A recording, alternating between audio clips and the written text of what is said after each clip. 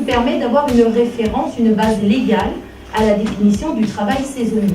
Ce soir, nous avons réuni nos adhérents C2R pour parler de l'actualité sociale de l'employeur, donc en fait de toutes les évolutions législatives concernant l'employeur de main-d'œuvre, et elles sont nombreuses en ce moment. Toutes ces modifications ont généré des inquiétudes sur la mise en pratique dans leurs entreprises. J'éprouve aussi le besoin d'actualiser mes connaissances. C'est une formalité qui est obligatoire depuis le 1er janvier de cette année 2017.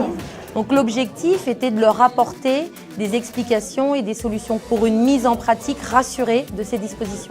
Plus le salarié aura de l'ancienneté, et moins l'impact de cette nouvelle formule sera important. Je suis venu ce soir pour savoir ce qu'il y avait derrière toutes ces ordonnances Macron dont on parle tant à la télévision, et puis mettre du concret sur la manière dont ça pouvait impacter la gestion de mon entreprise. Depuis une paire d'années, on a quand même des réformes régulières qui touchent différents thèmes du droit du travail. C'est tellement complexe que de toute façon, nous tout seuls, on ne peut pas suivre tous les dossiers. Ça change tout le temps. Donc il faut toujours s'assurer, être en veille. Mais là où on peut les rassurer, c'est qu'ils font appel à des spécialistes de CDER qui sont là pour les aider à faire cette veille et à en faire ressortir l'essentiel le plus simplement possible. Il suffit de voir le nombre de questions, les échanges qu'il y a pendant et après la réunion pour être content de la tenue de cette réunion. Donc tous les parents qui arrivent en cours d'année, qui n'ont pas acquis leur droit. On va avoir un enfant à charge.